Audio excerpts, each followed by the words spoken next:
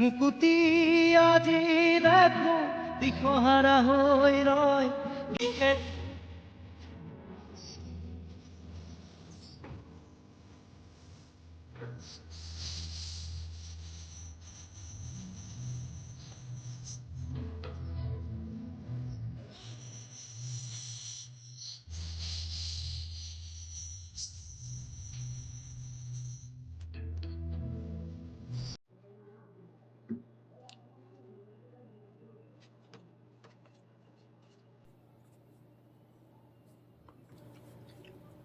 অসমৰ কিংবদন্তি কণ্ঠশিল্পী আমাৰ অসমীয়াৰ হিয়াৰ আমঠু বিশ্ববৰেণ্য শ্ৰদ্ধাৰ মাননীয় জুবিন গাৰ্গ ডাঙৰীয়া আমাৰ মাজৰ পৰা এটি আকস্মিক দুৰ্ঘটনাত হঠাৎ নোহোৱা হৈছে।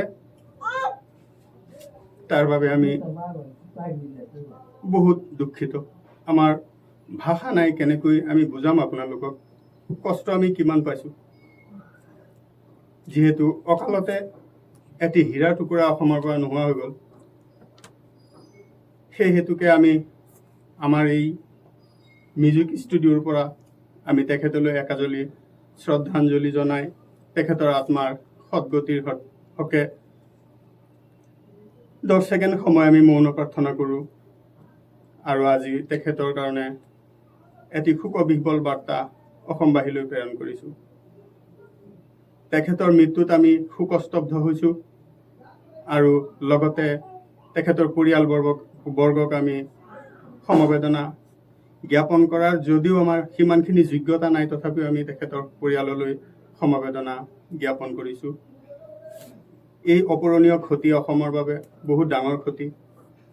জাতি ধৰ্ম ভাষা নিৰ্বিশেষে প্ৰতিগৰাকী ব্যক্তিয়ে আজি তেখেতৰ বাবে কান্দিছে। আমাৰ চকুলো ৰখাব পৰা নাই, আমি সকলোৱে কান্দিছোঁ। উৰেটো ৰাতি আমি শুব পৰা নাই, তেখেতৰ নশ্বৰ দেহ কেতিয়া আহি পাব। কিন্তু অক্ষমতাৰ কাৰণে আমি গুৱাহাটী গৈ তেখেতৰ নশ্বৰ দেহত শ্ৰদ্ধাঞ্জলি জনাব নোৱাৰাৰ কাৰণেও অত্যন্ত ব্যথিত হৈছোঁ। তথাপিও আমাৰ এই সৰু ষ্টুডিঅ'টোত তেখেতলৈ একাজলি শ্ৰদ্ধাঞ্জলি জনাইছোঁ। নিশ্চয় সৃষ্টিকৰ্তাই তেওঁৰ ওচৰলৈ আমাৰ এই শ্ৰদ্ধাঞ্জলি প্ৰেৰণ কৰিব, এইখিনি আশা ৰাখিছোঁ। আমাৰ ষ্টুডিঅ'ৰ পৰা অসমবাসী ৰাইজলৈও সমবেদনা জ্ঞাপন কৰিছোঁ। ধন্যবাদ।